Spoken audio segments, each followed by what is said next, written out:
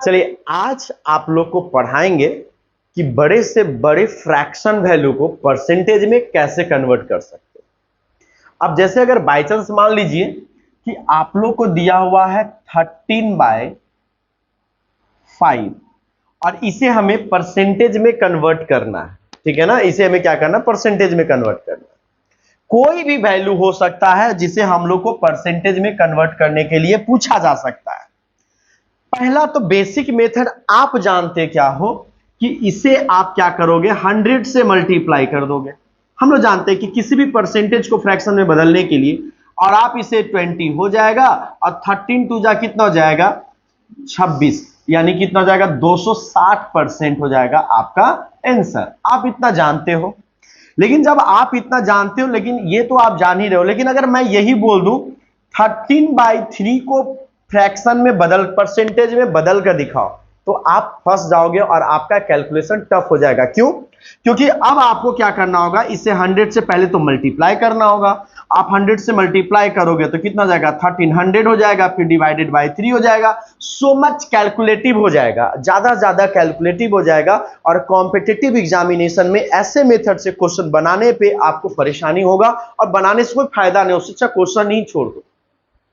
अगर by chance मान लीजिए कि 2 घंटा में आपको कहीं पहुंचना है, 2 घंटा में प्रोग्राम खत्म हो जाएगा और आप पहुंचने वाले 4 घंटा में, तो जाकर क्या करोगे? उससे अच्छा जाना ही छोड़ दो, है कि नहीं।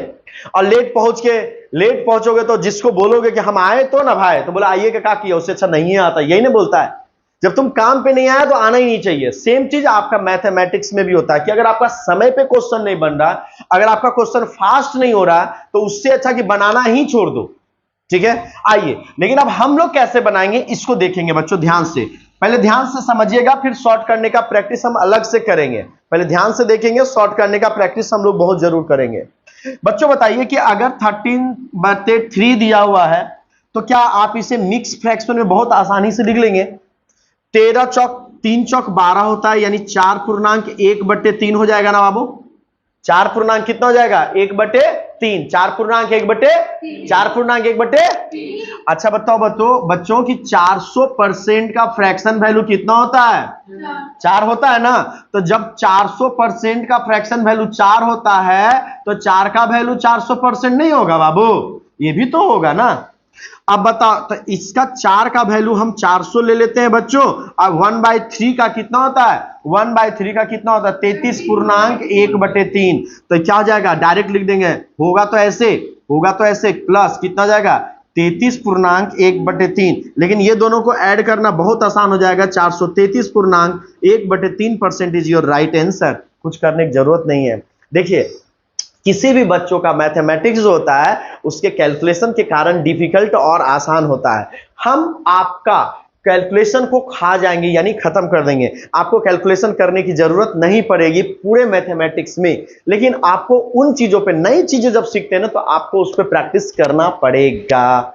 अच्छा, अब अगर बाई चांस मान लेते हैं कि मेरे पास एट रेंडम कोई भी वैल्यू आ जाता है 16/3। बच्चों इसको मिक्स फ्रैक्शन 3×5=15 है ना, 15.1/3 होगा। डायरेक्ट क्या लिखेंगे 533.1/3। क्या आपको समझ में आया? कि मैंने कैसे लिखा?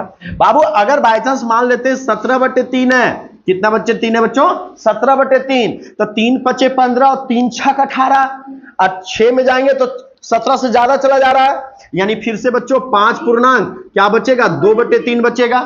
5 का कितना हो गया बाबू 500 और 2/3 का कितना होता है 66.2/3% इज योर राइट आंसर। बोलो कितना आसान है। कोई कैलकुलेशन नहीं करना है। जो आपको पता है आप उसी पे उसका आंसर देने वाले हैं। मजा आया तो जरूर से जरूर अपने दोस्तों को शेयर जरूर कीजिएगा, लाइक भी कीजिएगा। और आप देखिए, अब अभी और आपको यूनिक चीजें, मतलब आप में अब ये कॉन्फिडेंस आना चाहिए कि कोई भी क्वेश्चन, कोई भी फ्रैक्शन वैल्यू कितना भी बड़ा क्यों ना हो, आपका आंसर आना चाहिए। तो आपका आंसर आना चाहिए, तो अगर मैं पूछता हूं 9/4 का, तो कितना होगा जल्दी से बताओ। इसके लिए कुछ करने की जरूरत नहीं था बच्चों। 4 का वैल्यू हमको पता है ना कि 1/4 इज इक्वल टू कितना होता है 25%। तो 25 नमा कितना होता है 225, आपका आंसर हो गया। कितना हो गया 25 नमा 225, आपका क्या हो गया आंसर हो गया। क्या हो गया, हुआ ना आंसर, कोई दिक्कत नहीं। तो आपने जो प्रैक्टिस किया है, आपने जो क्वेश्चन को समझा है, आप उसका आंसर जरूर दीजिएगा। अब देखो, अब मैं आप लोग से क्वेश्चन दे रहा हूं, आप लोग इसको क्या कीजिएगा, बनाइएगा। हम अपने मन से कुछ भी वैल्यू डाल दे रहे हैं, आप लोग बना के दिखाइएगा। चलिए 9/3, ठीक है, इसका वैल्यू क्या होगा। दूसरा 8/2, इसका वैल्यू क्या होगा। 9/4, इसका वैल्यू क्या होगा। 9/5, इसका वैल्यू क्या होगा। 13/5, इसका वैल्यू क्या होगा। 11/8, इसका वैल्यू क्या होगा। 13/8, इसका वैल्यू क्या होगा। 16/8, इसका वैल्यू क्या होगा। 20/8, इसका वैल्यू क्या होगा। आप किसी भी फ्रैक्शन का परसेंटेज वैल्यू सेकेंडों में कैलकुलेट कर सकते हैं। और आप लोग भी इस क्वेश्चन का आंसर देकर आप हमें इस नंबर पे व्हाट्सएप कर सकते हैं 8541999966, है ना। आप इस पे जरूर व्हाट्सएप कीजिएगा, पढ़िएगा, साथ में कमेंट जरूर कीजिएगा। हम आप लोगों के लिए और भी बेहतर वीडियो और बेहतर क्लासेस, बेहतर कॉन्सेप्ट के साथ आएंगे और आपका कॉम्पिटिटिव एग्जामिनेशन निकालना मैं बहुत आसान करने वाला हूं, ठीक है। तो बच्चों ये कट जा रहा है तो कितना हुआ 3, तो 3 का वैल्यू कितना हो गया 300%। ये कट जा रहा है कितना 400%। अब ये नहीं कटा तो ये 4 है ना बच्चों, तो 4 का वैल्यू कितना आता है 25 ना। अरे 1/4 को देखो, अब 9/4 को हम लोग क्या लिख सकते हैं 9 × 1/4। 9 का वैल्यू हमें पता है, 1/4 का कितना होता है 25%। 25 नमा कितना होता है 25 नमा 225, तो ये हो गया आंसर। तो आपको डिनोमिनेटर देख के, अब 1/5 का कितना होता है 20%, तो 20 नमा कितना जाएगा 180%। 5 का 20 से मल्टीप्लाई 260%। मतलब कोई भी वैल्यू आप चुटकियों में निकाल सकते हैं और फाइंड आउट कर सकते हैं, ठीक है।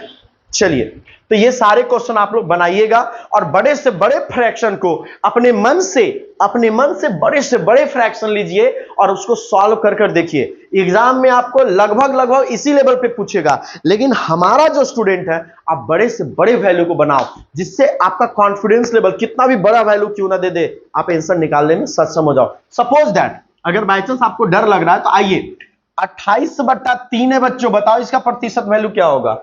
मेरे को कुछ नहीं करना है।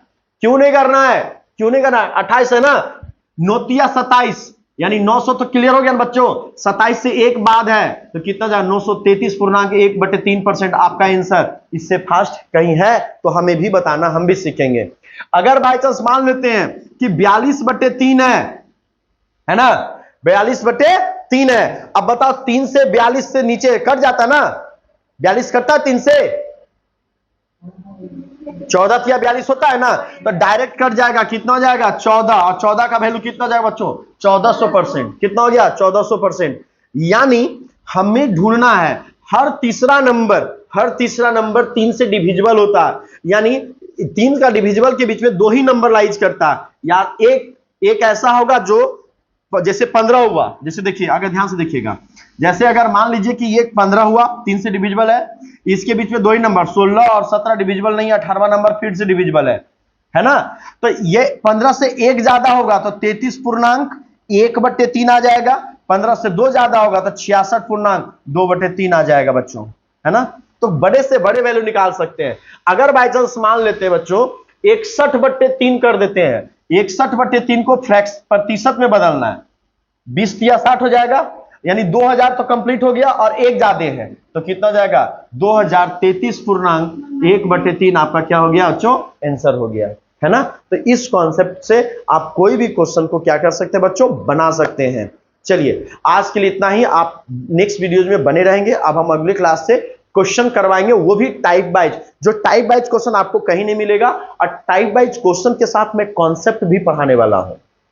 थैंक यू, जय हिंद, जय भारत।